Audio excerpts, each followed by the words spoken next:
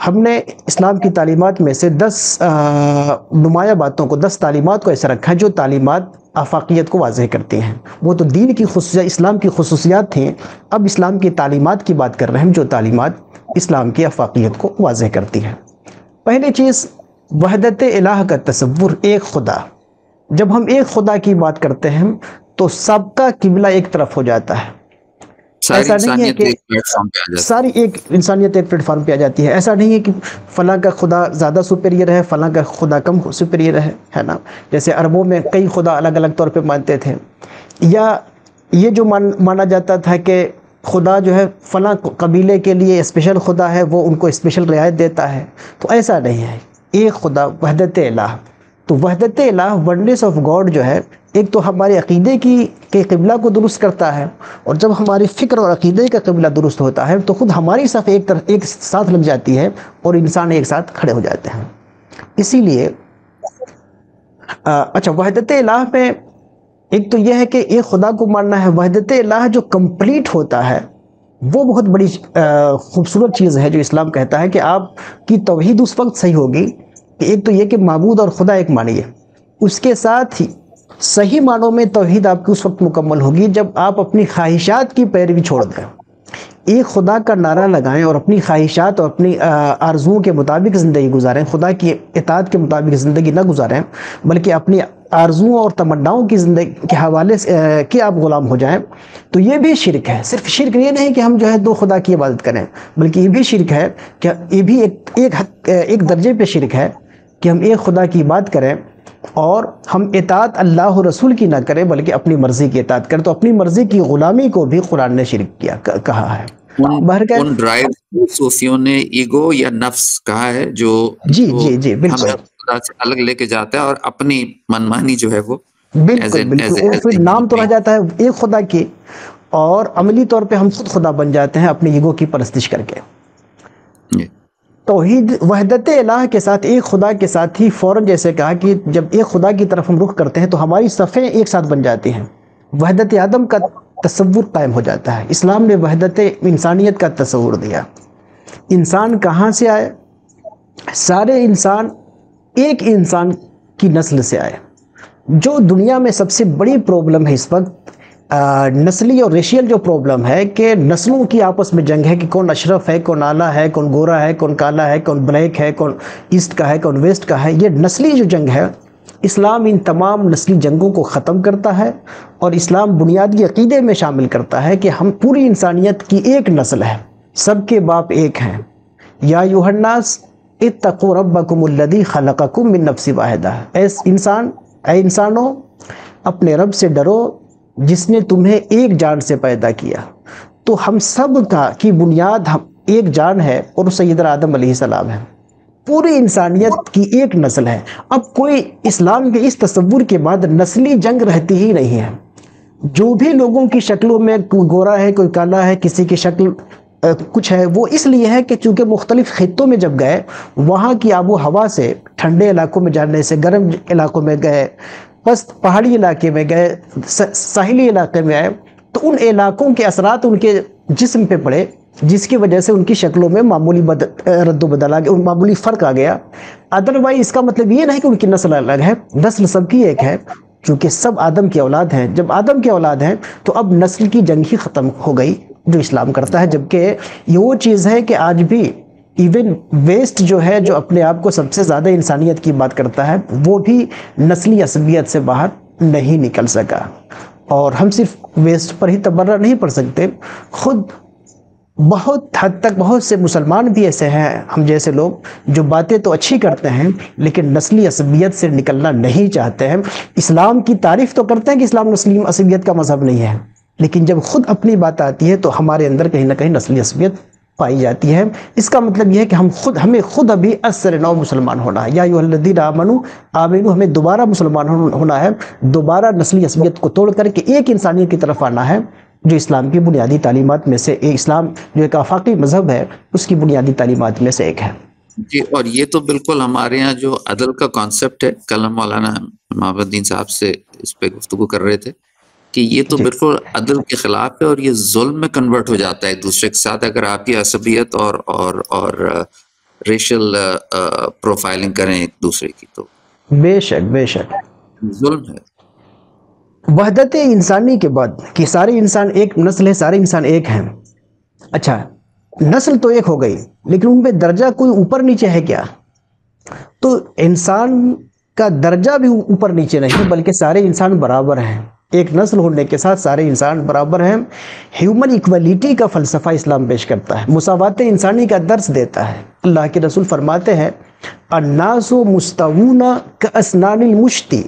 کنگھی کے جو دندانے ہوتے ہیں، کنگھی کے دانے بالکل برابر ہوتے ہیں، چھوٹے بڑے ہوں تو پورا سر چھل جائے، تو کنگھی کے دانے جیسے دندانے جیسے برابر ہوتے ہیں، اسی طرح سارے انسان برابر ہیں۔ کتنی خوبصورت مثال دی ہے رسول پاک صلی اللہ علیہ وسلم نے انسانوں کی مساوات کو واضح کرنے کے لیے کہ سارے انسان کنگھی کے دندانوں کی طرح برابر ہیں۔ اب اس کے بعد انسانوں میں کوئی فرق، کوئی تمیز، کوئی اونچ نیچ کا سارا تصور ختم ہو گیا، جو آج بھی دنیا میں، آج یہ ترقی یافتہ دنیا بھی اونچ نیچ کی مرض میں الجھا ہوا ہے، جبکہ رسول اللہ کہہ رہے ہیں کہ الناس مستوون کاسنان المشط، سارے لوگ کنگھی کے دندانوں کی طرح برابر ہیں۔ اس کے علاوہ ریشیل جو تفریق ہے، نسلی جو عصبیت ہے،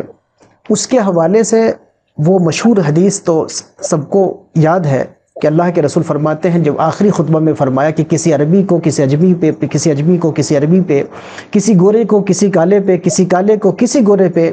کسی سرخ کو، جو یورپ کے لوگ ہوتے ہیں سرخ ہوتے ہیں، کسی سرخ کو کالے پہ، جو آپ کے ساؤتھ افریقہ کے جو لوگ ہوتے ہیں کالے ہوتے ہیں اور یورپ کے لوگ سرخ ہوتے ہیں، رسول اللہ نے کہا کہ کسی سرخ کو کسی کالے پر، کسی کالے کو کسی سرخ پہ کوئی فضیلت نہیں ہے، فضیلت ہے تو تقویٰ کی بنیاد پہ ہے۔ تو ساری پورے گلوب کی بات کی رسول اللہ نے، اور پورے گلوب کے بارے میں کہا کہ سب لوگ یہ برابر ہیں، اس میں کوئی فرق نہیں۔ اسی طرح رسول اللہ نے بہت ریولیوشنری کانسیپٹ ہے یہ، جی جی جی اسی طرح 1400 سال پہلے آ چکا۔ بے شک بے شک رسول پاک صلی اللہ علیہ وسلم نے مذہبی صنفی ایکولیٹی کی بات کی، ریلیجیس جنڈر ایکولیٹی، کہ کوئی انسان مرد ہو سکتا ہے، کوئی عورت ہو سکتی ہے، لیکن مذہبی کمال جو ہمیں حاصل کرنا ہے، مذہبی روحانیت جو ہمیں حاصل کرنی ہے، خدا کی رضا اور خدا کے کمال تک پہنچنا ہے، تو روحانی ارتقاء میں بہت سارے مذاہب ہیں، میں کسی کا اس وقت نام نہیں لوں گا، جس میں کمال روحانیت حاصل کرنے کے لیے، اسپریچول جو ہائی لیول ہے، ہائیسٹ لیول آف اسپریچولیٹی حاصل کرنے کے لیے مرد ہونا ضروری ہے۔ اگلے جنم میں اگر عورت ہے تو اگلے جنم میں پھر جب مرد کے روپ میں پیدا ہوگی تب وہ highest level spiritual highest level حاصل کر پائے گی۔ اسلام نے اس کانسیپٹ کو ختم کیا کہ نہیں، مذہبی جو ہائیسٹ اسپریچول لیول ہے وہ جس طرح مرد حاصل کر سکتا ہے عورت حاصل کر سکتی ہے۔ قرآن نے اتنی مثالوں سے اس کو واضح کیا، ان المسلمین والمسلمات والمؤمنین والمؤمنات والقانتین والقانتات والصادقین والصادقات والصابرین والصابرات والخاشعین والخاشعات والمتصدقین والمتصدقات والصائمین والصائمات والحافظین فروجہم والحافظات والذاکرین اللہ کثیرا والذاکرات اعد اللہ لہم مغفرۃ واجرا عظیما۔ تو کتنے الفاظ ساتھ میں جوڑے کہ یہ جتنے اللہ کی قرب کے جتنے الفاظ ہیں مردوں کے لیے وہ سارے الفاظ عورتوں کے لیے ہے، اس میں کوئی فرق نہیں ہے۔ جتنی خصوصیات ہیں قرب کے مردوں کے لیے وہ ساری خصوصیات عورتوں کے لیے حاصل ہیں۔ تو یہ روحانی کمال حاصل کرنے میں مرد و زن کا جینڈر جو ڈسکریمنیشن تھا، اللہ کے رسول نے اس کو ختم کیا۔ چوتھی چیز کرامت انسانی کی بات کی، انسان کو، اس بنی نوع آدم کو، آدم کی اولاد کو قرآن نے معظم کہا، اس کو اشرف کہا، اس کو اعلیٰ کہا، اس کو مکرم کہا، ہیومن ڈگنیٹی کی بات کی۔ لیکن ہیومن ڈگنیٹی کی جو بات کی اس کی بنیاد رسول اللہ نے ہیومینٹی کو قرار دیا، انسانیت کو قرار دیا، کسی اور چیز کو قرار نہیں دیا۔ قرآن نے جو واضح کیا، اللہ فرماتے ہیں لقد کرمنا بنی آدم، ہم نے آدم کی اولاد کو ڈگنیٹی عطا کی، کرامت عطا کی۔ تو ہماری جو ڈگنیٹی ہے، ہیومن ڈگنیٹی جو ہے، وہ صرف انسان ہونے کی وجہ سے ہے۔ جو بھی انسان ہے وہ ہیومن ڈگنیٹی، ہیومن رسپیکٹ کا حامل ہے۔ تو یہ بڑی چیز ہے کہ کرامت انسانی کی بنیاد صرف انسانیت ہے، کوئی اور پہلو، کوئی اور نسل، کوئی اور رنگ، کوئی اور مذہب کو بھی یہاں پہ نہیں رکھا گیا ہے، بلکہ انسان کو کہا گیا لقد کرمنا بنی آدم۔ پانچویں چیز جو اسلام کی آفاقی تعلیمات میں بہت نمایاں ہے وہ ہے اسلام کی رحمت عامہ۔ اسلام کی جو رحمت ہے وہ صرف مومنین کے لیے نہیں ہے بلکہ پوری انسانیت کے لیے ہے، بلکہ صرف پوری انسانیت کے لیے نہیں بلکہ پوری کائنات کے لیے ہے۔ انسان رسول اللہ کی جو رحمت ہے وہ یونیورسل رحمت ہے۔ جب رسول کی رحمت یونیورسل ہے تو پھر رسول کا مذہب یونیورسل کیوں کر نہیں ہوگا؟ قرآن کہتا ہے وَمَا أَرْسَلْنَاكَ إِلَّا رَحْمَةً لِلْعَالَمِينَ، ہم نے آپ کو مرسی فل ہول یونیورس بنایا ہے، ہم نے پورے یونیورس کے لیے آپ کو ہم نے مرسی بنایا ہے۔ اب یہ دیکھیے، اس کے ساتھ ایک تو یہ کہ رسول اللہ کو پورے یونیورس کے لیے مرسی بنایا، اس کے ساتھ جو اسلام کی اخلاقی تعلیمات ہیں، بڑوں کا احترام، پڑوسی کا احترام، مظلوم کی مدد، غریب کی مدد، دوسروں کا خیال رکھنا، مریض کی عیادت کرنا، یہ جو اخلاقی تعلیمات ہیں، ان اخلاقی تعلیمات میں اسلام نے کہیں سے کہیں تک مذہب کو شامل نہیں کیا ہے، بلکہ اخلاقی تعلیمات پوری انسانیت کو شامل ہیں، اس میں سارے انسان شامل ہیں، چاہے وہ مسلم ہوں کہ نان مسلم ہوں۔ یہ جو اسلام کا اخلاقی اقدار ہے اور رحمت عامہ ہے، یہ واضح کرتا ہے کہ اسلام ایک یونیورسل مذہب ہے۔ اس کے ساتھ انسان خطرات سے دوچار ہوتا ہے۔ ہم رحمت کی بات تو سب کے لیے کریں، لیکن کوئی مصیبت میں پڑے تو پھر ہم اگر مذہب دیکھیں تو یہ بھی ٹھیک نہیں ہے۔ اسلام جو ہے، اسلام نے صرف مساوات کی بات نہیں کی بلکہ حفاظت کی بات کی۔ عام مساوات کی بات نہیں کی بلکہ عام حفاظت کی بات کی، کہ اگر کوئی پریشان ہے، کوئی مظلوم ہے تو حفاظت، سیکیورٹی سب کو دی جائے گی۔ قرآن کا جو قصاص کا قانون ہے بہت سخت قانون ہے کہ قاتل کو مقتول کے بدلے میں قتل کیا جائے گا، لیکن جو قرآن کا یہ قانون ہے قاتل کو مقتول کے قتل کے بدلے میں قاتل کو بھی قتل کیا جائے گا، اس میں قرآن نے مذہب کی تفریق نہیں رکھی ہے۔ وَلَكُمْ فِي الْقِصَاصِ حَيَاتٌ، قاتل کو قتل کیا جائے گا، قاتل خواہ مسلم ہو کہ غیر مسلم، اور مقتول خواہ مسلم ہو کہ غیر مسلم، اس کا دھرم کوئی بھی ہو، انسان ہے، اگر وہ انسان ہے، مقتول انسان ہے تو اس کے بدلے میں قاتل کو قتل کیا جائے گا، چاہے اس کا دھرم جو کچھ ہو۔ یہ جو حفاظت کی بات ہے، انسانوں کی جانوں کی حفاظت، تو جانوں کی جو حفاظت ہے یہ بہت بڑی چیز ہے، اسلام نے سب کے لیے رکھا۔ اسی طرح جو ایکول جسٹس کی بات کی اسلام نے، کہ سب کو برابر انصاف ملنا چاہیے، اور برابر انصاف میں عام طور پہ آدمی ہوتا یہ ہے کہ جب اپنوں کی بات ہوتی ہے، جب تک اپنوں کی بات ہوتی ہے تب تک تو وہ انصاف اور برابری اور اعتدال کی بات کرتا ہے، لیکن جب بات آتی ہے تو اس کا بیلنس اپنا بگڑ جاتا ہے۔ قرآن کو انسان کی نفسیات کی یہ پرابلم معلوم تھی، اسی لیے قرآن نے اس کو واضح کیا، اور اللہ تعالیٰ فرماتا ہے یا ایھا الذین آمنوا کونوا قوامین للہ شہداء بالقسط ولا یجرمنکم شنآن قوم علی الا تعدلوا اعدلوا هو اقرب للتقوی۔ اے مومنوں، اے مسلمانوں، اللہ کے لیے انصاف قائم کرنے والے بنو۔ یہ بہت بڑی تعلیم ہے کہ زمین پہ انصاف قائم کرنے والے بنو۔ اور پھر سوال ہوا کہ ہم تو انصاف کر رہے ہیں، سامنے والا ظلم کر رہا ہے، تو کہا کہ سامنے والا ظلم کر رہا ہے تو اس کے ظلم کے مطابق ہی بدلہ لینا ہے، بدلہ لینے میں آگے نہیں بڑھنا ہے۔ قرآن فرماتا ہے کہ وَلَا يَجْرِمَنَّكُمْ شَنَآنُ قَوْمٍ عَلَىٰ أَلَّا تَعْدِلُوا، کہ کسی قوم، کسی کمیونٹی سے اگر تم کو دشمنی ہے تو یہ دشمنی تم کو مجرم نہ بنا دے کہ تم انصاف اور جسٹس کے راہ سے بھٹک جاؤ۔ اگر ہمیں کسی سے عداوت ہے تو بھی ہمیں عدل اور انصاف کو قائم رکھنا ہے۔ اگر اس کو سزا دینی ہے تو جتنا جرم ہے اس کا اس جرم کے برابر سزا دینا ہے، اس سے زیادہ سزا نہیں دینی ہے۔ اگر دوسری کمیونٹی کا آدمی، اگر آپ کی کمیونٹی کے ایک آدمی کو قتل کیا، اور اسلامک اسٹیٹ ہے تو اسلامک اسٹیٹ میں یہی کہا جائے گا کہ اس کو، جس نے قتل کیا ہے صرف اس کو قتل کیا جائے گا، نہ کہ اس کی پوری کمیونٹی کا۔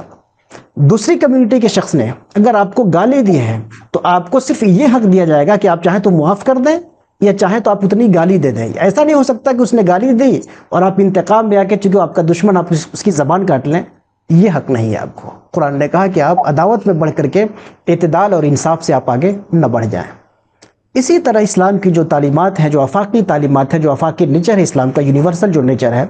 وہ واضح ہوتا ہے اسلام کے امن و صلح کی تعلیمات سے۔ اسلام نے ہمیشہ امن و صلح کی بات کی ہے، اور آپ کہیں گے کہ جنگ کی بھی بات کی ہے، جہاد کی بھی بات کی، بے شک جنگ کی بات ہے، لیکن جنگ کی جو بات ہے وہ عارضی ہے، خاص سچویشن میں، خاص لوگوں کے ساتھ، خاص شرائط کے ساتھ۔ ان جنرل ہمیں روئے زمین پہ امن قائم کرنا ہے اور انصاف قائم کرنا ہے، سکون قائم کرنا ہے نا۔ ہم دعا کرتے ہیں کہ مولا ہمیں اللہم انت السلام، اے اللہ تو پیس ہے، یو آر پیس، ومنک السلام وَإِلَيْكَ يَرْجِعُ السَّلَامُ فَحِيِّنَا رَبَّنَا بِالسَّلَامِ، اے خدا ہمیں پیس کے ساتھ رکھ۔ تو ہمیں پیس اور امن کا مطالبہ کرنا ہے۔ اللہ کا جو گھر جنت ہے اس کا نام دار السلام ہے، ہاؤس آف پیس۔ کعبے کا جو دروازہ ہے اس کا نام باب السلام ہے نا۔ تو ایک ایک چیز ہمیں پوری زندگی میں پیس قائم کرنا ہے۔ اللہ کے رسول نے فرمایا کہ تم لوگ جنگ کی تلاش مت کرو، لا تتمنوا لقاء العدو، دشمن سے لڑنے بھڑنے کی آرزو مت کیا کرو، ہاں جب جنگ ناگزیر ہو جائے تب صبر کرو، تب سے بات قدمی کرو۔ تو جنگ کی جو بھی بات ہے وہ دشمن کی طرف سے جب آپ پہ مسلط ہو جائے، آپ کو ڈیفنس، آپ کو اپنی اور اپنی کمیونٹی کا ڈیفنس جب مجبوری ہو جائے تو ایک الگ چیز ہے۔ ادروائز عام صورتحال میں آپ کو امن اور انصاف قائم کرنا ہے، پیس اور سیکورٹی کو یقینی بنانا ہے، اپنے لیے بھی اور دیگر دنیا کی دیگر کمیونٹی کے لیے بھی۔ نویں چیز جو اسلام کی بہت بڑی چیز ہے، جو اسلام کی افاقیت کو واضح کرتے ہیں، اس کے یونیورسل اسپیکٹ کو واضح کرتی ہے، وہ چیز ہے کہ قرآن صرف اپنی بات نہیں کرتا بلکہ پچھلی کتابوں کی تصدیق کرتا ہے ان کی اصل فارم میں، کہ پچھلی جو کتابیں تھیں، پچھلے انبیاء پہ اتری وہ کتابیں جو اپنے اصل فارم میں تھی، قرآن ان کی بھی تصدیق کرتا ہے۔ اور قرآن یہ کہتا ہے کہ تم اس وقت تک مومن ہو ہی نہیں سکتے جب تک پچھلے تمام انبیاء پر ایمان نہیں لاتے۔ تو پچھلی آسمانی کتابوں پر کا احترام اور اس پر ایمان اور پچھلے تمام انبیاء پر ایمان، یہ بیسک فیچر ہے، یہ وہ فیچر ہے جو دوسری قوموں کے اندر ہمارے تعلق سے، اسلام کے تعلق سے نفرت کو ختم کر کے اپنائیت پیدا کرتا ہے، کہ اسلام نے کبھی حضرت موسیٰ، حضرت عیسیٰ کا انکار نہیں کیا، ان کی شان کو گھٹانے کی کوشش نہیں کی، بلکہ ہمیشہ ان کی شان کو بڑھانے کی کوشش کی۔ بلکہ بعض صحابہ نے بعض دفعہ ایسا کیا کہ حضرت موسیٰ یا حضرت لوط یا حضرت یونس کے حوالے سے کہا کہ آپ ان سے افضل ہیں، تو رسول اللہ نے منع کیا کہ آپ مجھے ان سے افضل نہ کہو، وہ ہمارے بھائی ہیں۔ تو پچھلے انبیاء کا مکمل ریسپیکٹ۔ اچھا، آسمانی مذاہب اور وہ پیغمبر جن کا پروفیٹہوڈ، جن کی نبوت بالکل واضح ہے، ان کی توقیر، ان کا احترام، ان پر ایمان تو ضروری ہے، وہ تو ہے ہی۔ اس کے علاوہ جو مذاہب ایسے ہیں کہ جن کی قرآن نے نامزد طور پہ تصدیق نہیں کی ہے، کیا ہم ان مذاہب کے حوالے سے ہمارا رویہ کیا ہونا چاہیے، ہے نا؟ تو دیگر مذاہب کے ساتھ جو رویہ ہے وہ قرآن نے کہا کہ دیگر مذاہب کے خداؤں کو، جو ان کے اپنے خدا بنا رکھے ہیں، ان کو برا بھلا مت کہو، ان کے ساتھ ایسی بات نہ کرو کہ بدمزگی پیدا ہو اور معاشرہ خراب ہو، نفرت پیدا ہو، ہیٹ اسپیچ اس کو بالکل یوز نہ کرو۔ ہیٹ اسپیچ کسی بھی مذہب کے خلاف اسلام نے جائز نہیں رکھا ہے، اور سب و شتم کو بالکل ناجائز و حرام رکھا ہے۔ دیگر مذاہب کے لوگوں کا احترام اس نے ضروری قرار دیا ہے۔ میں یہاں پہ کوٹ کروں گا شیخ الازہر امام اکبر شیخ احمد طیب، جو اس وقت جامعۃ الازہر کے شیخ ہیں۔ انہوں نے ایک بڑی اچھی بات کہی، انہوں نے کہا کہ ہم تمام مذاہب کے احترام کے قائل ہیں، لیکن فوراً بعض مسلمانوں کے ذہن میں آتا ہے کہ اچھا، آپ تو جو مذہب یا جو نظریہ آپ کے نزدیک باطل ہے آپ اس کا احترام کریں، یعنی آپ اس کو بھی صحیح مان رہے ہیں۔ تو شیخ الازہر نے بہت خوبصورت جملہ کہا جو میں یہاں دہراؤں گا۔ شیخ الازہر نے کہا کہ نحن نفرق بین احترام المذاہب و قبولہا، مذاہب کو قبول کرنا ایک الگ چیز ہے، ریسپیکٹ دینا الگ چیز۔ ہم ریسپیکٹ اس لیے دیتے ہیں تاکہ معاشرے میں رواداری قائم رہے، کوئی نفرت، کوئی بدمزگی نہ پیدا ہو، لیکن ہم اس کو قبول نہیں کرتے۔ قبول تو دین اسلام ہم کرتے ہیں، لیکن دین اسلام کو قبول کرتے ہوئے ہم دوسرے مذاہب کی توہین نہیں کرتے ہیں، تاکہ معاشرہ ہمارا امن و امان کے ساتھ چلتے رہے۔ اس کے ساتھ 10ویں چیز جو ہے وہ ہے اسلام کا جو یونیورسل فیچر ہے، وہ ہے کامن منیمم پروگرام۔ اسلام نے دیگر مذاہب کے ساتھ، دیگر کلچرز کے ساتھ، دیگر نظریات کے ساتھ ہمیشہ ایک روادارانہ، محبتانہ، ایک دوستی کا ماحول کریٹ کرنے کی کوشش کی ہے، اور اس کے لیے اس نے اصول بنایا ہے کہ آپ کا جو بھی نظریہ ہو، آپ کے نظریہ اور فکر میں اور ہمارے نظریہ اور فکر میں جہاں پہ یکسانیت ہوگی، جہاں پہ کامن ہوگا، اس کامن پوائنٹ پہ ہم جمع رہیں گے، اور جو ڈیفرنسز ہیں وہ آپ اپنے ڈیفرنسز آپ انجوائے کریے، ہم اپنے ڈیفرنسز ہم انجوائے کریں، لیکن کامن جو چیزیں ہیں جو ہمارے آپ کے بیچ کامن ہے اس پہ ہم ایک ہو جاتے ہیں۔ قرآن نے کہا اہل کتاب کو، یا اہل الکتاب تعالوا الی کلمۃ سواء بیننا وبینکم، اے اہل کتاب آپ اگر رسول اللہ کی تصدیق نہیں کرتے مت کیجئے، لیکن چونکہ آپ بھی کہتے ہیں خدا ایک ہے، ہم بھی کہتے ہیں خدا ایک ہے، تو یونیٹی آف گاڈ پہ، توحید پہ تو جمع ہو جائیے، توحید پہ تو اتحاد کر لیجئے۔ قرآن کی آیت ہمیں اصول فراہم کرتی ہے کہ ہم دیگر دنیا کی تمام قوموں کے ساتھ کامن منیمم پروگرام بنا سکتے ہیں، اور اس سے عداوت، اسلام کے حوالے سے عداوت ختم ہو سکتی ہے، لوگ اسلام کا یونیورسلٹی واضح ہو سکتا ہے، اور لوگوں کے قلوب، لوگوں کے دلوں کی کھڑکیاں، ان کے دروازے اسلام کی طرف کھل سکتے ہیں۔ یہ وہ فیچرز تھے، 10 فیچرز، بنیادی 10 ٹیچنگز جو اسلام کی، جو آفاقیت کے حوالے سے تھے۔